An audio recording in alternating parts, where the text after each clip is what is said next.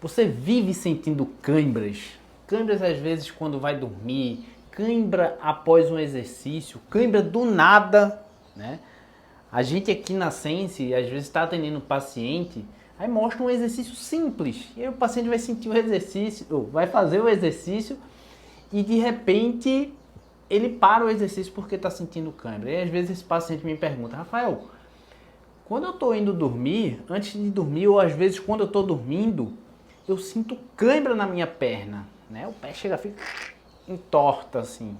E aí eu começo a alongar e melhora. Mas o que pode ser a cãibra, né? Porque você entendendo o que pode ser a cãibra, talvez você consiga analisar quais fatores da sua vida ou quais fatores podem estar contribuindo para você ter essa cãibra. Então nesse vídeo aqui a gente vai falar sobre algumas causas de cãibras não neurológicas. Por quê? Pessoas que têm algum problema neurológico, alguma doença neurológica, até mesmo uma radiculopatia, uma hérnia de disco, pode sim ter cãibra. Tá? Então a gente não vai falar dessas pessoas, isso vai ficar para um próximo vídeo, tá bem? Então nesse vídeo a gente vai falar de cãibras por situações não neurológicas. Então eu listei aqui algumas causas de cãibras não neurológicas. Por exemplo, se você tem alguma doença metabólica, né, ou um desequilíbrio eletrolítico, você pode ter cãibras. E os testes diagnósticos que você tem que fazer para saber disso é avaliar os níveis de albumina, de sódio, cálcio, potássio, né, magnésio, glicose e creatina quinase. Outras dentro ainda desse sistema metabólico que pode estar levando você a ter cãibra, alguma disfunção renal ou alguma doença hepática. Isso pode levar cãibras, mas também você tem que já ter um diagnóstico de algum problema renal ou alguma doença hepática. Assim como dentro do sistema metabólico, déficit de vitaminas, como vitamina B, C e D. E aí você sabendo se os seus níveis de vitaminas B, C ou D estão baixos, você pode talvez começar a consultar um endócrino para ver se você precisa fazer alguma reposição. Outras situações seriam situações endócrinas. Por exemplo, se você tem diabetes, né? Se você tem diabetes, você pode sim ter câimbras por causa da diabetes.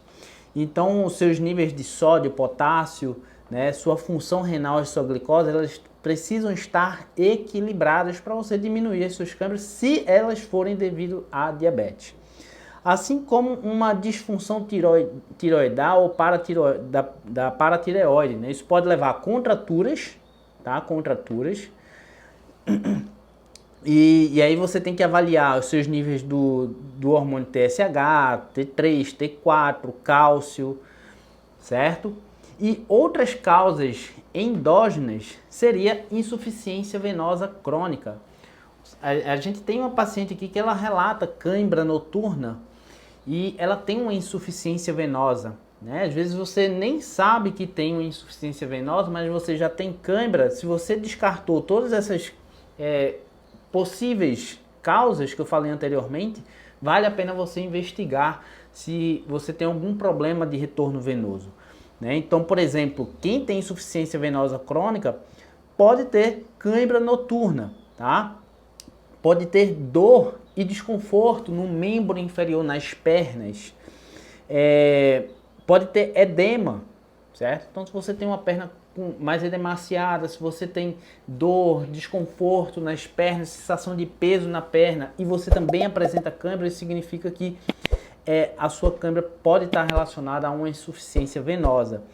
Então, você precisa fazer, por exemplo, para diagnosticar isso, uma ultrassonografia com Doppler, certo?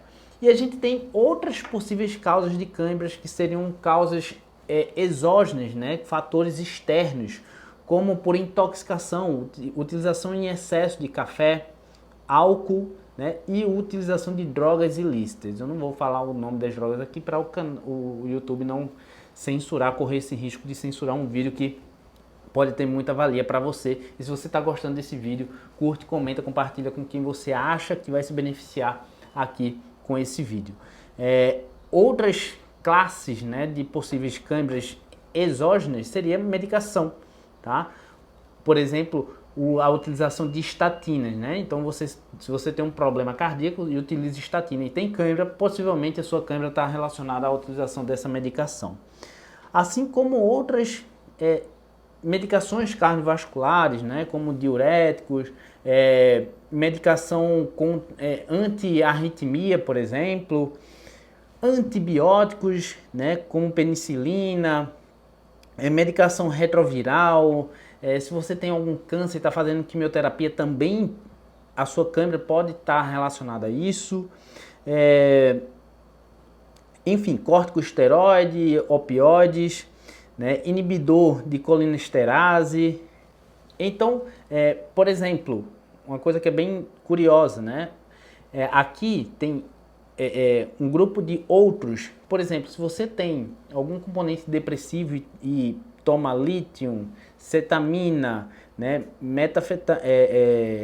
nicotina, né, ou vitamina B3, né, essas substâncias podem levar com que você sinta cãibra também, tá? Então, se você tem cãibra, pode estar relacionada a algum desses outros fatores.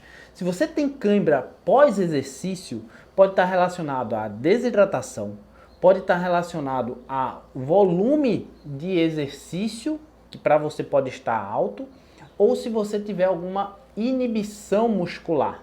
E aí você tem uma cãibra, ou seja, você tem um músculo bastante inibido, bastante fraco, e por isso você tem cãibra, porque você estimulou aquele músculo e consequentemente você teve essa cãibra após o exercício. Isso se a sua cãibra for pós o exercício. Sempre é pós exercício, é uma dessas três coisas. Olha a hidratação, volume de treino, falta de descanso, na verdade, né? E o excesso de estímulo e inibição de alguma musculatura, tá?